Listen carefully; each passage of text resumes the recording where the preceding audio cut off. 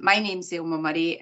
I've had a kind of fairly long career in local government, about nearly 36 years in local government, the last 10 of which were as Chief Executive of North Ayrshire Council. I've been working on DYW and more latterly as part of the Young Persons Guarantee for a number of years now on a voluntary basis, because I feel so strongly about it and opportunities, making sure that we've got lots of opportunities for young people.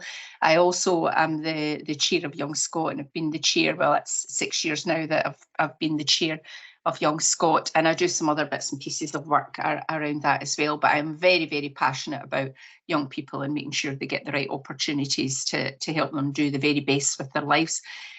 Today's session is delivered jointly by the Scottish Government and Skills Development Scotland, and it's about helping employers consider how they can benefit from engaging with young people and what sort of support is available and how to get involved. But today's session is very specifically focusing on diversity and inclusion, and if we look past all the years into the history of support for young people, and going right back to the previous recession, or the recession in 2008, we can see that always it's those young people that are most excluded and disadvantaged that come out of any recession or any difficulty we have as a nation the worst, and they find it harder to get into employment, harder to get access to those opportunities for a whole range of reasons. So certainly Scottish Government ministers and ourselves at DYW and the Young Persons Guarantee have been focusing a lot more now on how we help those who need it most. So if any of you are familiar with No One Left Behind, the government strategy, then you'll be familiar with what it is that we're talking about here, which is how we help those young people who are less able to help themselves, who have less of the support around them to be able to get into work, any kind of volunteering opportunities, or indeed training. So today's session is targeted at public sector employees. However, we've had a number of sessions, the team were just telling me before we started today's call, with a whole range of other sectors as well, private and third sectors, and we try to get a whole range of different speakers. We've got some brilliant speakers today. They will introduce themselves, but I'm really looking forward to from Michael, Andrea and Stacey. They're I've heard at least one of them before, but they'll all be absolutely superb, and I'm sure they'll stimulate some real thinking for you and some real thoughts around what kind of questions would be helpful for you to ask as well. So without any further introduction from me, because we absolutely want to hear from our speakers and then have the debate around the questions today, I'm going to go straight on to Michael. Michael Moran, if Michael can kick us off, that'd be great. Looking forward to hearing you, Michael. Thanks, Elma. Thanks for that very kind introduction, and I'm sure Andrea and Stacey and I will do our best to live up to that. My name is Michael Moran. I'm one of the assistant managers within the Renfrewshire Council's Economic Development team. I'm going to talk to you today about some work we've done within our apprenticeship programme to try and make it more inclusive. Neil, can I ask you to skip on, please? So just a wee bit of background about the programme, some numbers. It's been in place for about 18 years. I've had the pleasure of managing the programme for the last 15 or so. During that time, we've supported approximately 700 young Renfrewshire people into apprenticeship roles, both within the council and with other local businesses. We recruit somewhere between 35 and 40 apprentices across a range of roles, which you'll see in a second each year. And we have about 80 to 85 on the programme at any given time. So last year, 27 of our apprentices achieved their relevant framework, and that was a 93% achievement rate. And that achievement rate is normally consistent around about 90% plus each year. And of that, over 90% of our apprentices progress into sustainable long-term employment, again, either with the council or local businesses. So hopefully you'll see from that, we do believe that our programme is fairly successful and has a really good success rate over a number of years.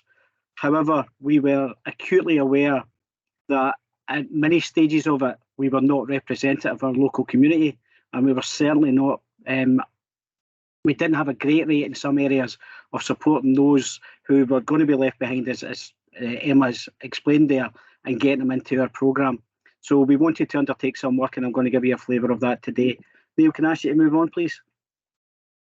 So you'll see there the range of frameworks that we do, and we're always looking for opportunities to add to those frameworks so that as many young people as possible can get the opportunity to move into a framework that they might want to build a career in and certainly want to complete an apprenticeship in. Next slide, please, Neil. So this slide will give you an idea of where we've got to after sort of number of years. The important thing I would say is that I don't think either Andrea or Stacey or I will be able to give you a silver bullet this afternoon. You know, we'll talk about a range of things you can do, but nothing is going to fix the problem immediately. And you can certainly see that it's taken us a number of years to get to a position where we want to be. And in that position, you'll see that across a range of areas, we are now bucking the national trend. So we're getting some figures in terms of our achievement rates, particularly in ethnicity, disability, and as you'll see there in care experience, that we're consistently getting above what the national average are in terms of our percentages there. So I suppose the key question is, how did we do that? So Neil, can you move on to the next slide, please? And these are the key areas of engagement. So those of you who are involved in apprenticeships will understand them. These are the key areas that Skills Development Scotland will provide us with figures on and asked us to concentrate on. So the first one in terms of gender, and you'll see from the figures, we tend to have a more male-dominated programme because of the type of apprenticeships that we deliver, but we are working very hard to do that. So we've established links with DYW coordinators locally, with local schools and with local colleges. We work with all of them on a regular basis to attend events, to help young females understand about the opportunities available within our programme and how we can work with them. The one thing that we were asked to do was to concentrate on lived experience. So we actually created a focus group of young female S3 and S4 students who we engage with on a regular basis, and they provide us with feedback about things that we can do to encourage them more greatly. And they were constantly asking for female-only events, particularly in male-dominated areas such as construction. So we worked with DYW colleagues with West College Scotland, and we deliver an annual construction event which is based only for young women. And one of the most interesting facts that came from that focus group was that when we took them to these events, they asked us to make sure that when we went along, we provided them with female-specific personal protective equipment, PPE, because they were sick of turning up in events and getting overalls that were too large, or feeling like they were walking about in clown shoes with big size construction shoes that were too large for them. So we've actually, each year, we initially bought 40 sets of female-specific PPE, and we add to that each year so that young people can feel more comfortable when they come to our events. In terms of ethnicity, we used our internal colleagues who worked with local BME groups, and they have helped us to establish those links and those relationships. And the most important aspects we found through those engagement was that it was important that we dealt with the young people to encourage them and to see Renfrewshire Council as an employer of choice. But importantly, we had to work with the parents first. So within that community, it was important that the parents understood that we were the right employer for their young people. So now every piece of involvement we have within the BME group, we either provide the same information or the same support to parents either at the same time or in some cases before we actually go to the young people to make sure that we're getting that information correct. Within the disabilities area, we've created a large range of pathways for young people with disabilities, both learning and physical, to access our apprenticeships. We deliver a programme called DFM Project Search, where we take young people aged 16 to 29 who have learning disabilities or autism, and we support them over a year to gain work experience and qualifications and skills. And we have been very successful at progressing a number of these young people into a range of apprenticeships. In terms of physical disabilities, we work very closely with our colleagues in Renfrewshire Health and Social Care Partnership, and particularly with the FlexiCare team, to make sure again that we access individuals in an environment where they're comfortable, to make sure that we can work with them in manners in which they are comfortable. We provide work experience opportunities, we provide a range of qualifications to them, and again we provide pathways to get them into employment and particularly into our apprenticeship programme. And probably the biggest area, as you can see from the figures we showed you earlier, we've gained success is within the care experienced area. And we found out very early that stakeholder influence was very important there. So as much as we wanted to engage directly with the young people within our care experience group, they just wouldn't do it. They didn't know us, they didn't have a relationship with us, they hadn't built any trust with us. So we made sure that we worked with our internal colleagues from Children's Services, and particularly within the Care Experience team, and we used them as a conduit to build that relationship and build that trust with our young people. We have actually identified and created a specific post now within our employability team, and we've transferred a member of the Care Experience team to work with us in employability, and we use that as our conduit to take it forward. And again, we've got longer relationships now of young care experience people working with us through senior school phase, certainly through their early engagement in terms of moving towards employment. And as you see for the figures there, sitting at 9.7% of our apprentices come from a care experience background. And that's actually increased this year through the first 2 quarters, and is currently sitting at 16.7%. So we're especially proud of that particular area. Neil, if you could move on. And I'll just pass you to my colleague Andrea, who will now take you through some information for Skills Development Scotland. Thank you, Michael. Thanks very much. And good afternoon, everybody. My name is Andrea Muirhead, and I'm the HR Workforce Planning Manager for SDS. I've actually worked in SDS since more or less inception in 2008, and one of my areas of responsibility is recruitment, which includes the Young Talent Programme. But there are actually quite a wide number of individuals who are involved in our Young Talent Programme. So and I've seen a couple of them join this call this afternoon to hear all of the best practice from our colleagues Michael and Stacey. So we did start to do some young talent recruitment in 2011, but we only developed our formal strategy and young talent programme in 2013. And I'm going to take you through a couple of slides that just outline our youth strategy and our programmes. And then I'm going to talk a wee bit about positive action and the positive action that we take within SDS as an employer in terms of work-based learning. Can you move on to the next slide? Thanks. So this really just represents what we actually do within SDS and how our programmes have actually evolved. 2 wee seconds. So since 2013, we started off with just an MA and intern programme, and you'll see there that we've developed over the years and added on further work-based learning programmes across a range of different frameworks. And over the years, we've actually put through 400 young people through our programmes, and at any one time, we'll have 60 young people on our Young Talent programme. And like Michael, we've got really good success within SDS in terms of positive destinations, where around 85% of our young people have had positive destinations, and 35% of those individuals have gone on to promoted posts within SDS. And our programme has actually been awarded a Platinum Award from Investors in Young People. Do you want to move on to the next one, please? Thanks. So our youth strategy is very much aligned to that of the Young Person's Guarantee. We've got an ambition for increasing inclusion and an ambition to have a highly skilled organisation.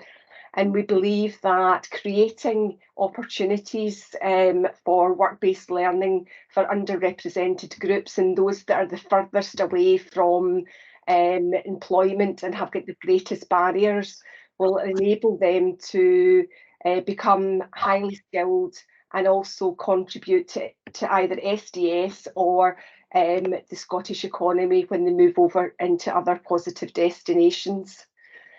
As well as the actual work-based learning opportunity for the individual, we also have quite a development programme that runs alongside that and provides skills-based learning for the individuals, including programmes such as remote working, communication and facilitation skills.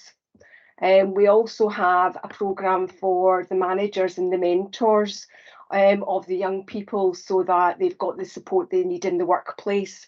And that includes in our intergenerational workshop. And we've also had programmes which have been supported by external agencies such as Autism Scotland, Who Cares Scotland and the Robertson Trust. you want to move on to the next slide. So over the years, we've evolved in our young talent recruitment, and we've evolved a number of practices as we've gone along. And I want to just take you through a number of those today. So in all of our adverts, we have a statement around equality, diversity and inclusion, encouraging applications from underrepresented groups. And we have on occasion strengthened that message. So for example, when we had a Modern Apprentice campaign for our ME in career development, we actually put on there the opposite probably from Michael's example earlier, but encouraging male applicants, because our distribution in terms of gender for our careers advisor is 75% female to 25% male. So we were encouraging actively male applicants, and that was really successful because we ended up having a 50-50% representation in appointments in that campaign. We also demonstrate our commitment to inclusion and diversity through the logos that we have on our adverts. And those include disability confident, carer positive, Stonewall and investors in young people. And the other thing that we like to do in terms of our application process is we very much are really clear on our equality monitoring policy, and the fact that we want individuals to come forward and disclose their equality monitoring information. And we also are clear on what that's used for in terms of our policies and practice and informing those. We also, in all of the information that we send out to our candidates through our recruitment process, we encourage individuals to disclose whether they require some reasonable adjustment throughout the recruitment process. And we work with those individuals to get the appropriate reasonable adjustment in place. As a disability confident employer, we also offer guaranteed interviews for young people who have, and any other candidates who meet our essential minimum criteria. We also work with equality partners, as Michael mentioned, in terms of engagement. So we engage with those to make sure that we actually distribute our adverts to them, that they can then reach out to their networks and their clients and support them through the application and the assessment process, so that they can become more successful and they've got that support. Within SDS for quite a number of years now, we've always had an enormous application process. So all of our applications that come in for any campaign or any job that we advertise are all anonymous at the application and shortlisting stage.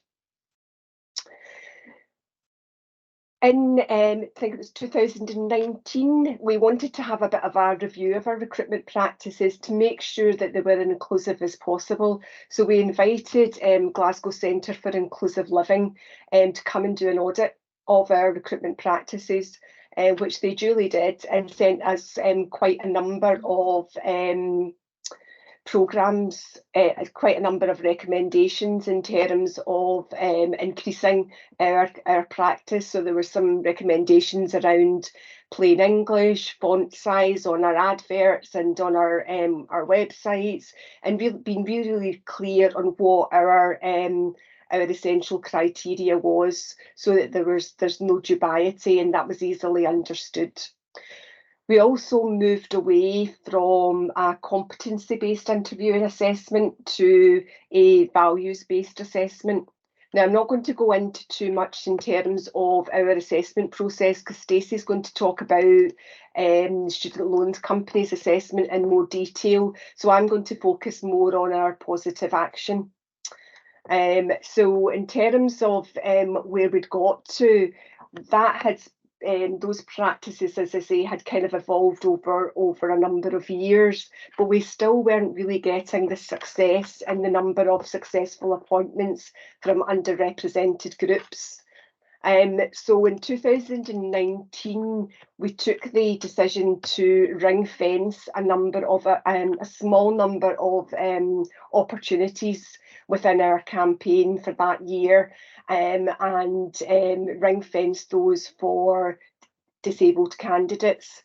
And we worked with Inclusion Scotland to support young people to guarantee their successful appointment.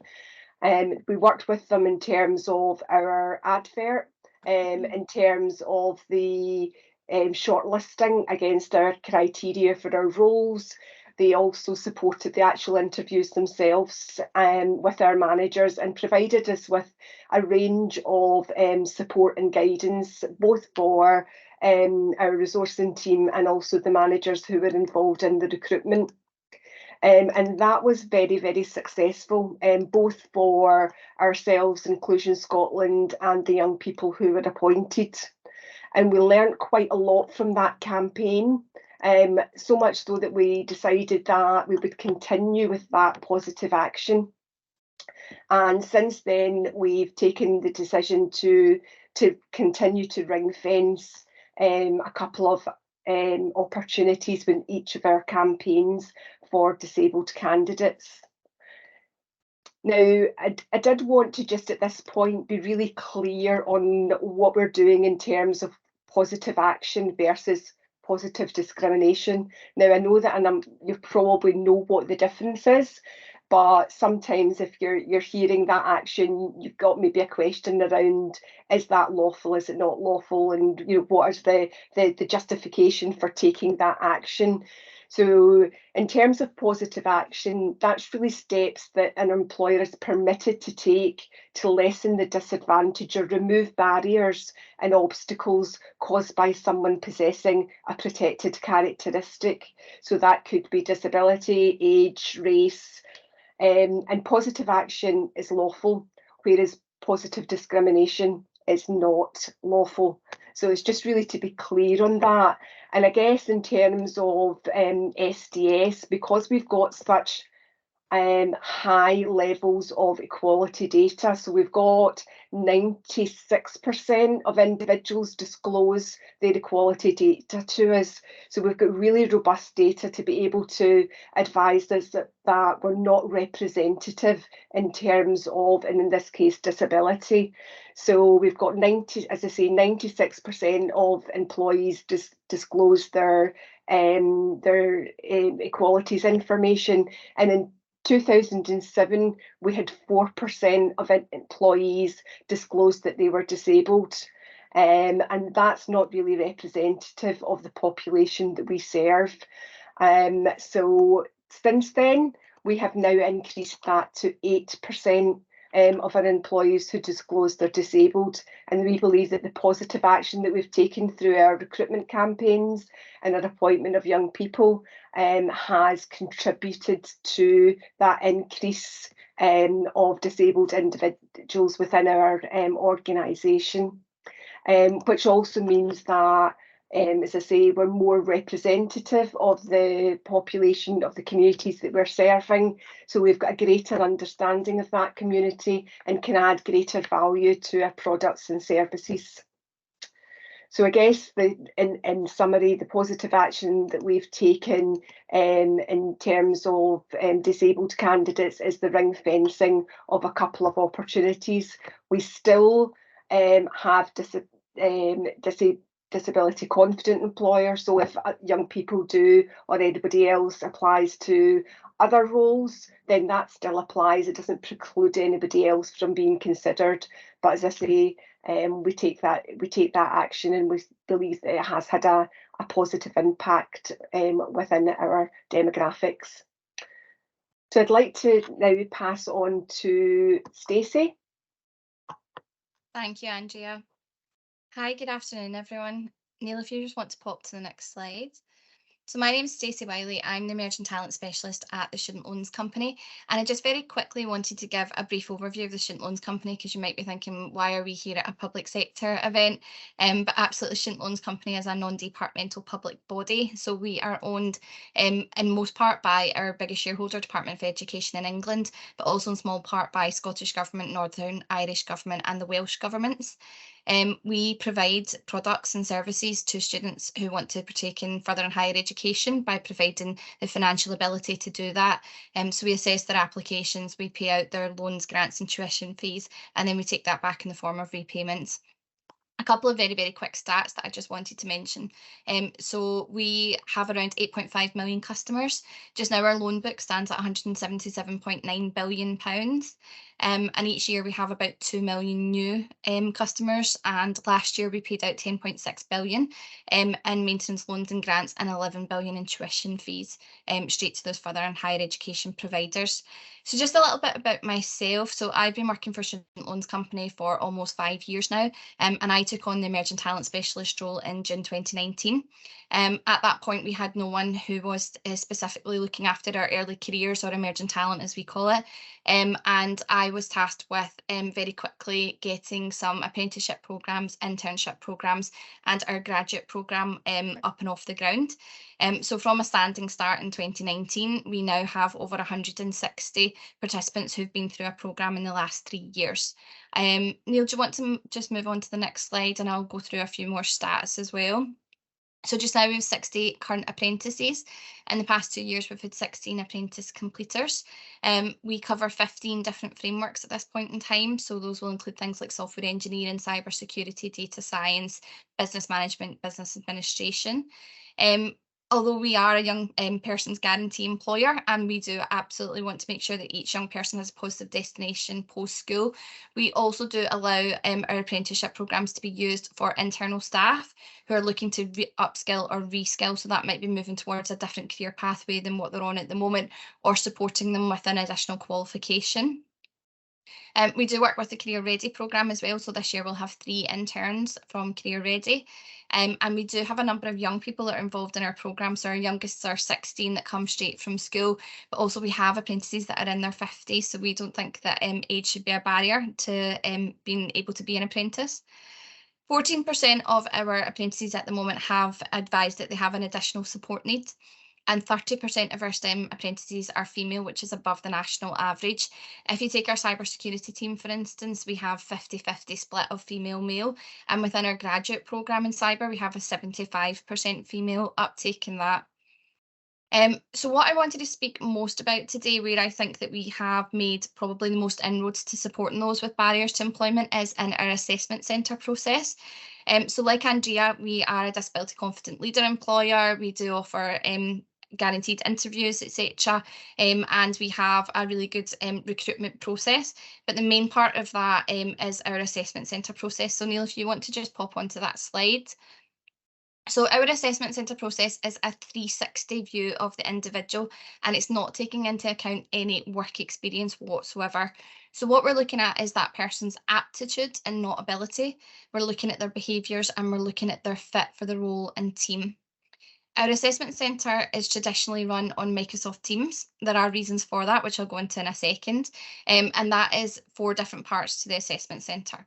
So the first part of that is what we call our information session. So that's around about a half-an-hour call.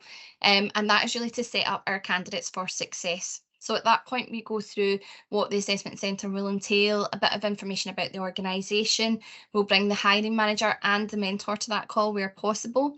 So candidates are meeting those individuals right from the start.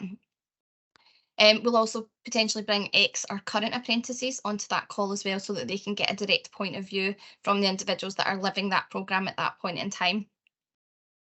So throughout that call, we are answering the questions that nobody wants to ask at an interview scenario. And for young people, this might be the first interview they've ever been to this. So this might be their first example of an assessment centre.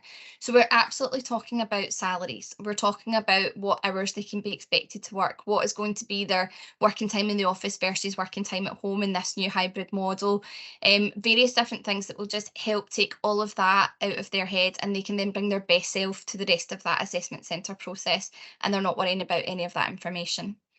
So the second part of the assessment centre is a group assessment, and again, this is run on Teams.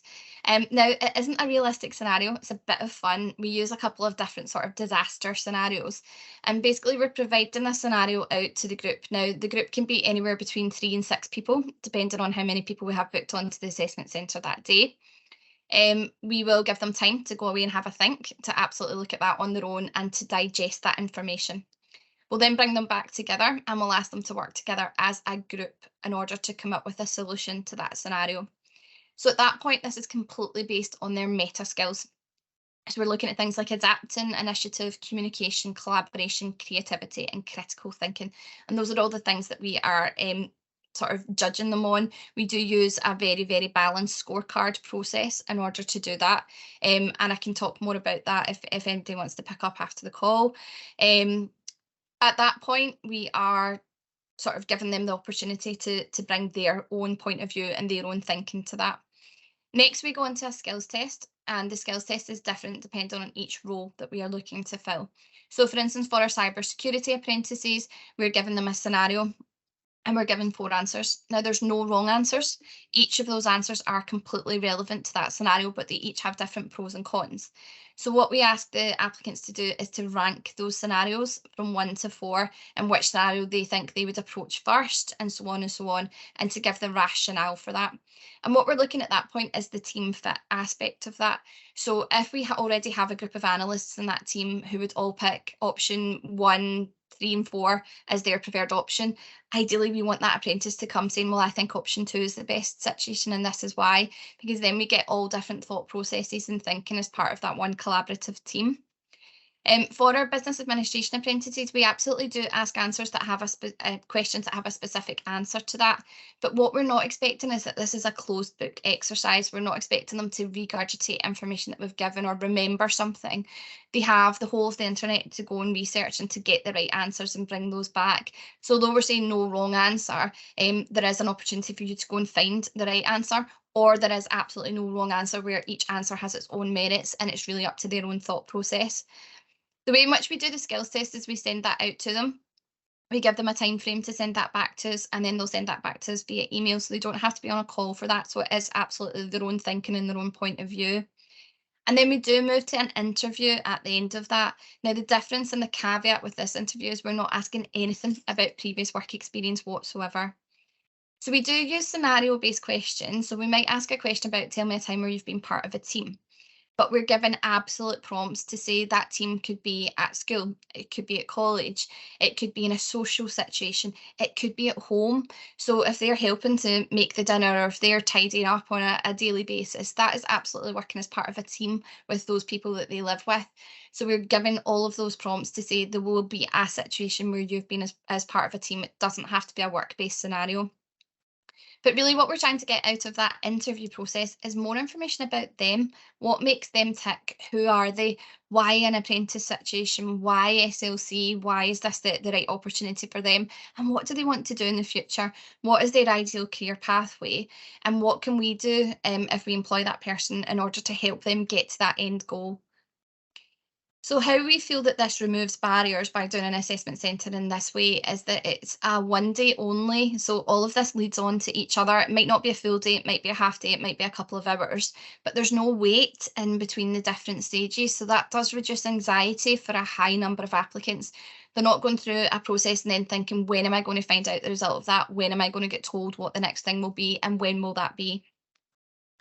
Because we use Microsoft Teams and we do this online, there's no need for travel and the costs incurred in travel. I mean, a lot of young people have bus passes, but still if they're out of the house for a certain amount of time, they might feel that they need to go and buy something to eat. So we try and remove all of those options for having to pay for any part of that process. We can schedule this assessment centre out with the traditional working day, which supports our school-aged applicants because they might not always be able to take a day off school to come to an assessment centre. It also supports our Women in STEM and our Women Returners programmes as well, because they might not be able to put childcare in place until they have a job. So being able to do things in the evening supports people that otherwise would have dependent commitments during the day. And then having these clearly defined expectations and clear timings will support those with neurodiverse conditions. So we start to talk about the assessment centre process right from application. So they know exactly what's going to happen, when it's going to happen, what each stage is for, and what the process is for each stage. So we have had a lot of reasonable adjustments requested, which is great because we want to see that and we want to be able to provide the support to that. So I just want to talk about a few specific scenarios that we've had in the past. So we did have an applicant who was hard of hearing, not completely deaf, but did have a hearing impairment.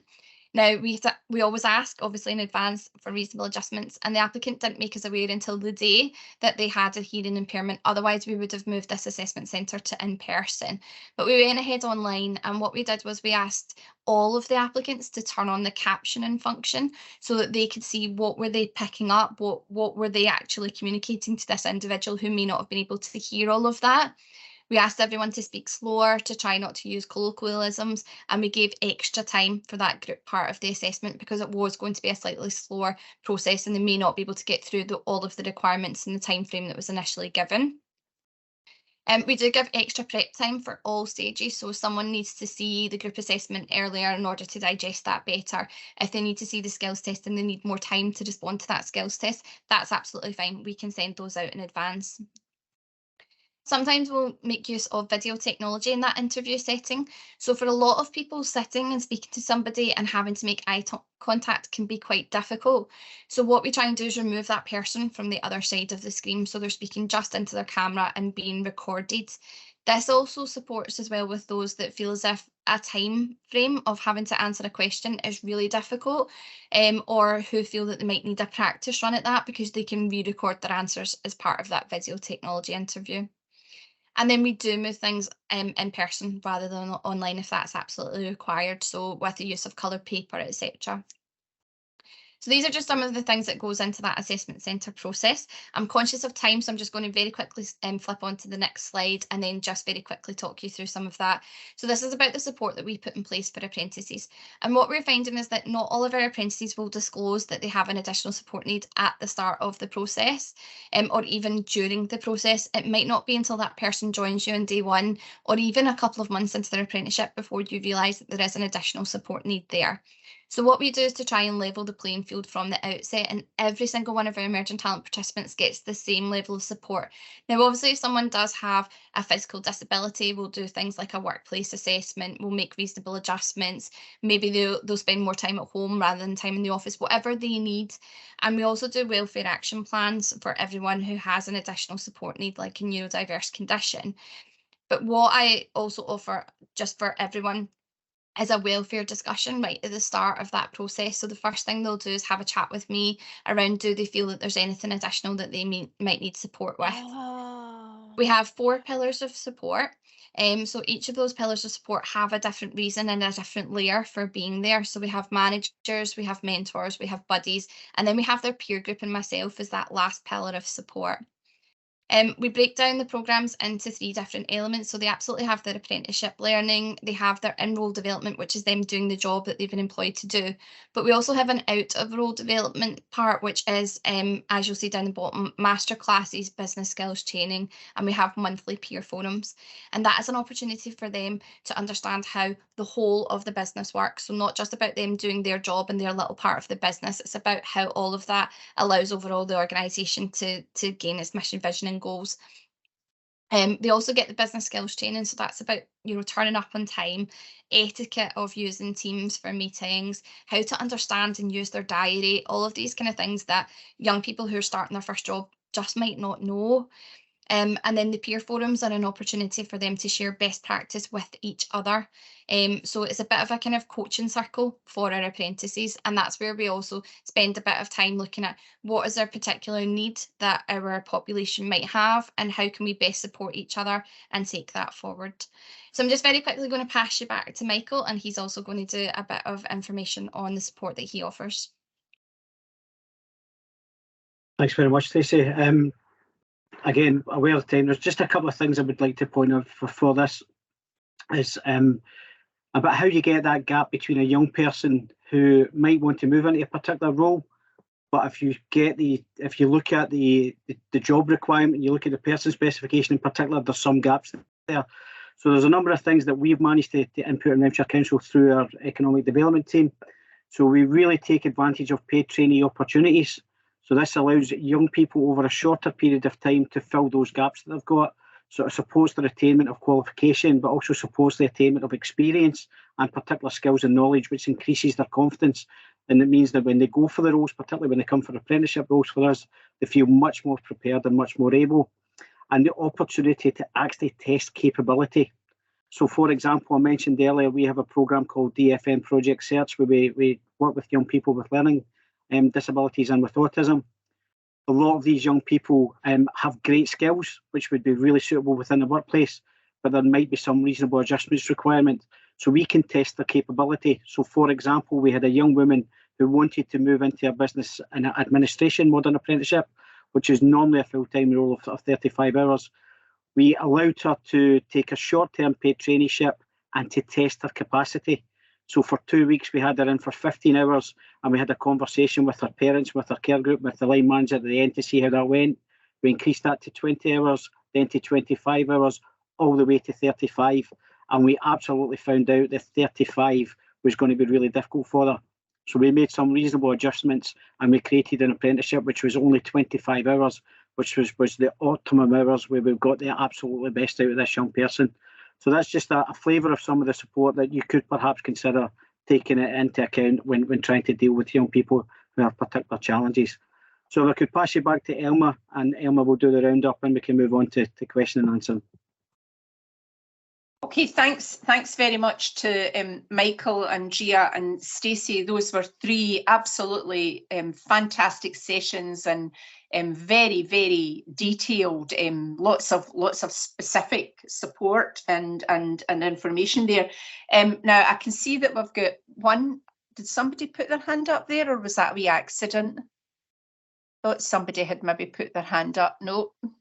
Okay, if anyone does want to put their hand up to ask a question, there aren't really that many questions in the chat at the moment. I did notice one earlier on about the intergenerational workshop, and there was quite a detailed answer put in there, but I don't know whether anyone can say whether if anyone wants to get access to the intergenerational workshop, what's the route for requesting that? Could we maybe get an answer for that, please? That would be really good. That would be helpful. Yep, and I'm seeing some other stuff on the chat, yeah, about how good the examples are. That's good. Okay, I'll give you all a wee minute. All right, so there's a question for Stacey. Would you be happy to chat offline? And I know, Stacey, there's a question there about your assessment centre as well. Is that okay, Stacey? Are we able to Absolutely. I'm more than happy to have a chat with anyone that wants to have an additional chat about it. It's quite difficult when you're given 7 minutes and actually took 12 to get through everything. So I'm more than happy to put my email in there. And if anybody wants to drop me an email, please feel free. Oh, that's great. That's great. Thanks very much, Stacey.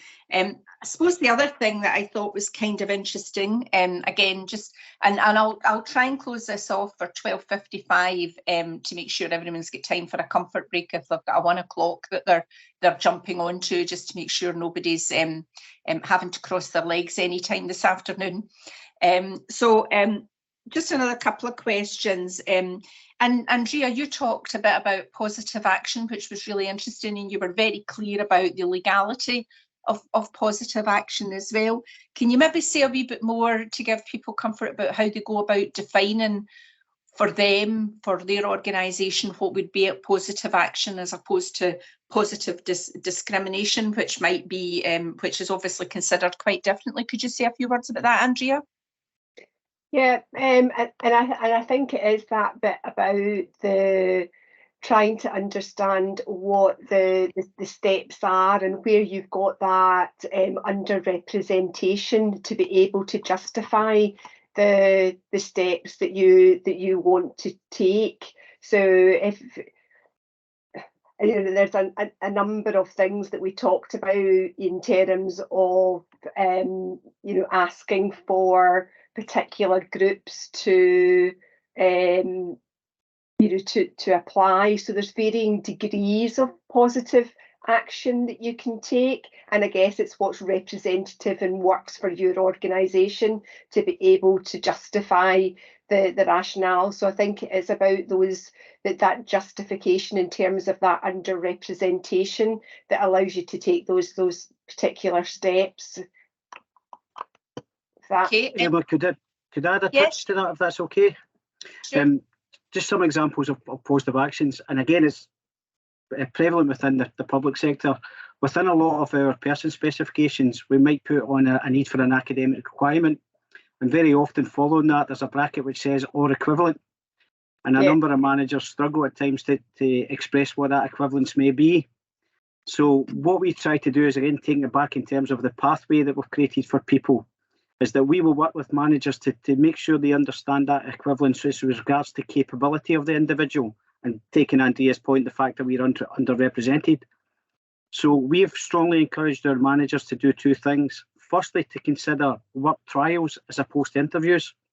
So is that irrespective of what the academic background of the individual is, you can absolutely test their capacity and their capability to undertake the key aspects of the role.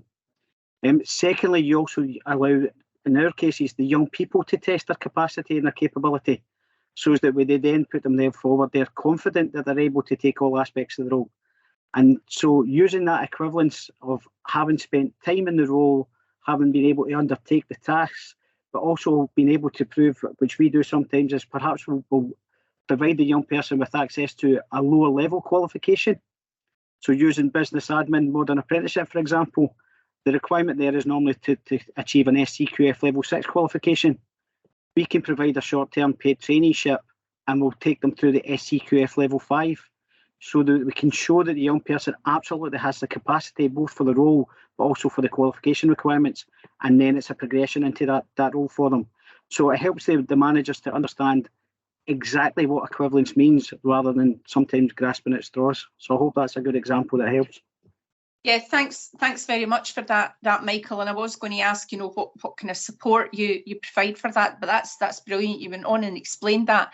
Can I just point out to everyone, I've got another wee question that I'll touch on in a sec, but Neil's put on a poll on the chat. If anyone hasn't responded to that now, if you want to give that a wee look, the question that he's asked on his poll is, how likely are you to reconsider your current practices as a result of this session? So if anyone's not had a chance to go on and have a look at that, if you could do that and give us a response to that, that would be grand. We've got another couple of minutes left before we close down, so please take the opportunity to do that. I had another question, really for Stacey, actually. So Stacey, you make a lot of use of technology as part of the process that you've outlined, and the way of doing this that you outlined today.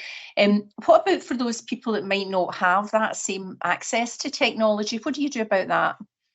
So we completely understand that is a concern for a lot of people. A lot of what we do is looking at socioeconomic backgrounds. And we would offer to have an offline process, an in-person process, if someone absolutely had no way to do that.